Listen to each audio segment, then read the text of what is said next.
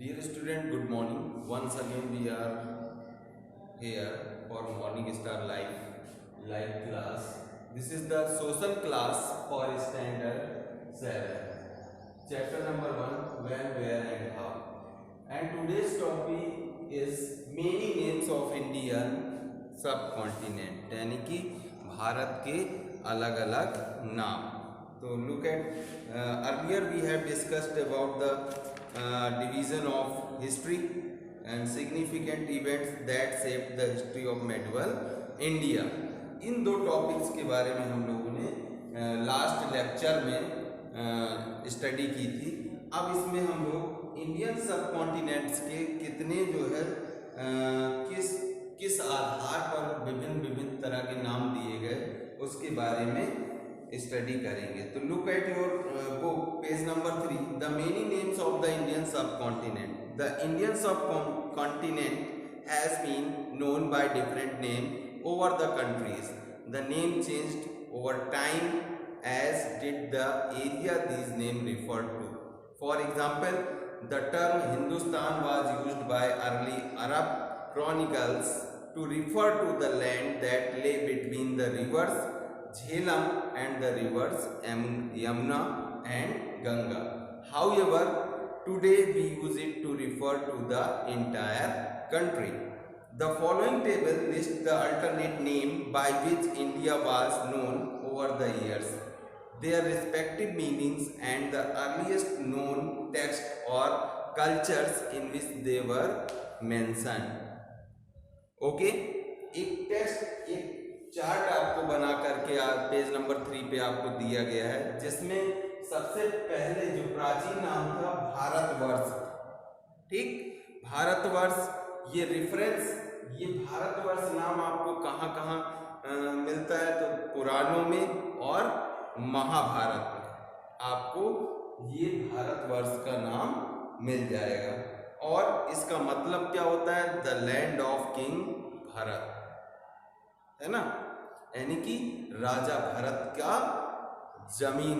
We can say that land का मतलब साम्राज्य ही होगा यहाँ पर, है ना. तो जो राजा भरत के नाम पर ही जो है इसको हम लोग भारतवर्ष कहते हैं. और इसकी पुष्टि पुराणों से और महाभारत ग्रंथ से ये नाम हमें मिल जाता है. आर्यावर्त दूसरा है. Aryavarta classical Sanskrit text such as the Manusmriti and the Vashishtha Sutra, इन दो बुक्स में हम इंडिया का नाम आर्यवर्त मिला हुआ है. आर्यवर्त का मतलब होता है द लैंड ऑफ आर्य, है ना. जैसे कि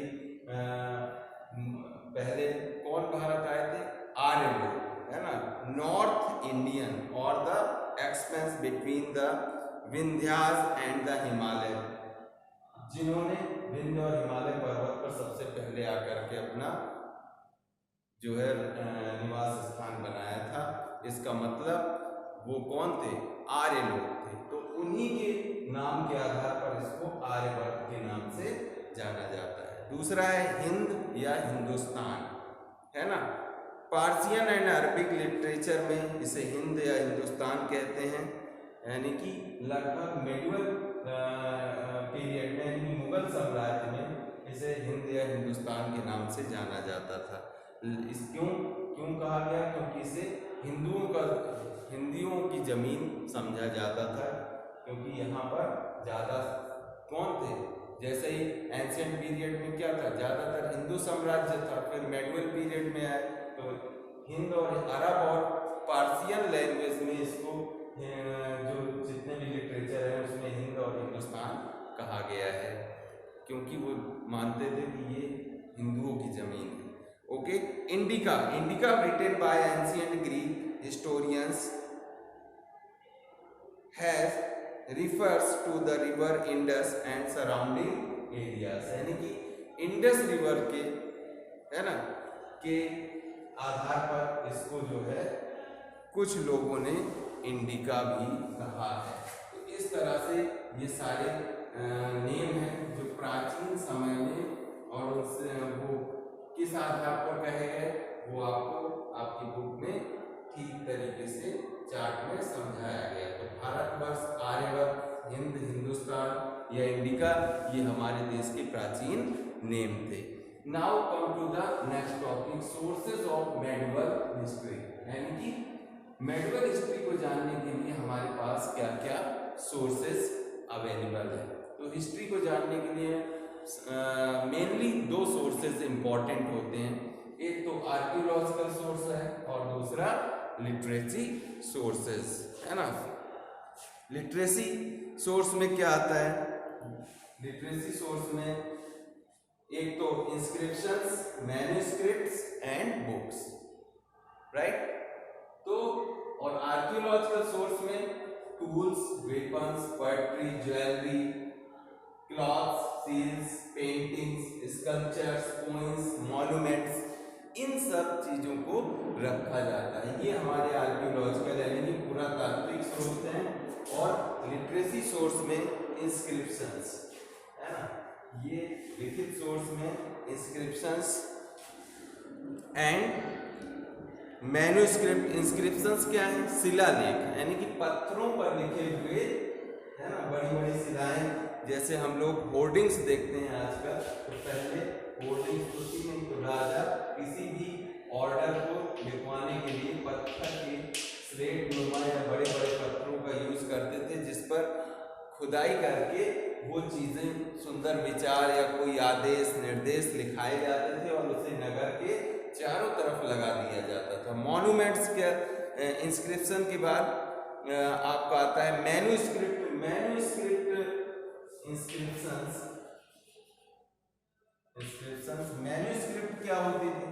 मैन्युस्क्रिप्ट एक तरह की हस्तलिपि थी, यानी कि जो भोजपत्र पर लिखी जाती थी, है ना। एक बड़ा सा पत्ता होता था या किसी संभवतः, और उस पर जो है वो हाथों से जो है उस समय की इम्पोर्टेंट चीज़ों को लिखा जाता था, जो काफ़ी लंबे समय तक वो पत्ता खराब नहीं होता था, वो लीफ। इसीलिए जो है इस तरह जो हस्तलिपियाँ मिली हैं, जो विभिन्न विभिन्न चीज़ों पर की गई हैं, चाहे वो जो है मिट्टी के बने हुए स्लेट हो या पत्तों पर लिखी हुई, ये सब क्या है? मैन्युस्क्रिप्ट हैं। तो मैन्युस्क्रिप्ट ये लिटरेसी सोर्स है। बुक्स में दो तरह की बुक्स हैं, रिलीजियस बुक और सेक्युलर बुक्स, यानी कि एक तो धार्मिक ग्रंथ है और दूसरा धर्मनिरपेक्ष, यानी कि जो धर्म से रिलेटेड नहीं है। धार्मिक ग्रंथों में जैसे वेद, पुराण, महाभारत, है ना, और भी तमाम तरह की बुकें आती हैं, जिनसे हमें उस समय के इतिहास के बारे में पता चलता है। सेक्युलर बुक्स में समाजशास्त्र से रिलेटेड बुक, अर्थशास्त्र से रिलेटेड बुक, बायोग्राफीज, ऑटोबायोग्राफीज, ये सारी चीज़ें आती हैं, जिनसे हम मेडिवल पीरियड के इतिहास के बारे में जान सकते हैं। आर्कियोलॉजिकल सोर्स में देखिए कोइंस दिया हुआ है, मॉन्यूमेंट्स एंड बिल्डिंग्स हैं, पेंटिंग एंड स्कल्पचर्स हैं, है ना। The study of coins is known as numismatics, इसे नुमिस्मेटिक्स कहा जाता है। Paintings and sculptures, sculptures means मूर्तियाँ, पेंटिंग और मूर्तियाँ भी हमें मिलती हैं। लिटरेसी सोर्सेज में मैन्युस्क्रिप्ट, इंस्क्रिप्शंस हैं ही। अब क्रॉनिकल्स बाय कोर्ट हिस्टोरियंस, यानी कि क्रॉनिकल्स बाय कोर्ट हिस्टोरियंस क्या है? क्रॉनिकल्स मीन्स कालानुक्रम, यानी कि हर राजा के कोर्ट में एक राइटर होता था, जो राजा के जीवन के बारे में हर सारी चीज़ें नोट करता था और लिखता था। इस तरह से chronicle is a written record of historical events, as in the ancient period, ruler of the medieval period too had court historians who kept a detailed record of events during the ruler's region, यानी कि जो जिस क्षेत्र में उस राजा का साम्राज्य होता था या शासन कर रहा होता था, तो उस पूरे साम्राज्य के बारे में और उसके इम्पोर्टेंट इवेंट्स यानी कि घटनाओं के बारे में जो उस राजा के साथ घटती थी, उसके बारे में वो एक लिखित रिकॉर्ड रखता था। These chronicles are a rich source of information for historians. और ये जो क्रॉनिकल्स हैं ये जो है इतिहासकारों के लिए एक जो है महत्वपूर्ण क्या है, सोर्स है, इंफॉर्मेशन के सोर्स हैं। However, they are not always reliable, as the court historians often noted only the positive aspects of the ruler's reign and overlooked the negatives. यानी कि however they are not always reliable, यानी कि अगर हम बात करें तो हमेशा ये ऐसा नहीं है कि जो है ये विश्वसनीय, रिलायबल मीन्स विश्वसनीय, क्योंकि कभी कभी ये ऐसा होता था कि कोर्ट पोएट्स जो दरबारी कवि होते थे वो हमेशा जो है राजा के प्रेस में, है ना, प्रेसेस में, यानी कि बड़ाई ही किया करते थे, तो उनकी प्रशंसा ज़्यादा किया करते थे ताकि उन्हें जो है पारितोषिक यानी कि उन्हें कई तरह के इनाम मिले, उन्हें उपहार मिले, है ना, रिवॉर्ड मिले, तो और राजा की प्रशंसा पाने के लिए वो ये सब किया करते थे। तो ये जरूरी नहीं है कि जितने भी क्रॉनिकल्स हैं या कोर्टियर्स हैं उन्होंने जो लिख दिया है वो रिलायबल है या विश्वसनीय है।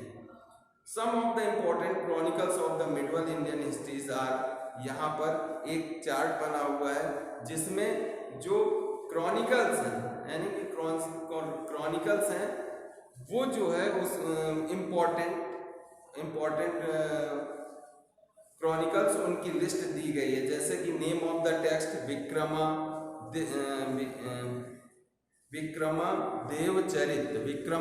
चरित्र है, जिसके ऑथर यानी कि लेखक कौन थे, बिलहन, लैंग्वेज संस्कृत थी, है ना, रास्तरंगी, कल्हन, पृथ्वीराज रासो, चंदबरदाई, तारीख फिरोजशाही, जियाउद्दीन बर्नी, तारीख फहरिस्ता इसके लेखक थे, और इन किस लैंग्वेज में लिखी गई थी ये आपको दिया हुआ है।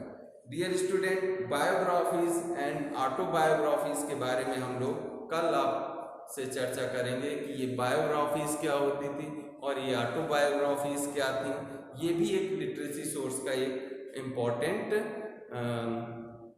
इम्पोर्टेंट जो है पार्ट है।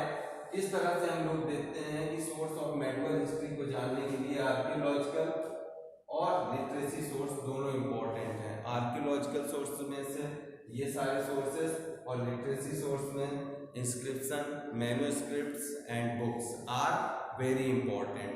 Dear student, thank you for today's. Tomorrow I will discuss about the biographies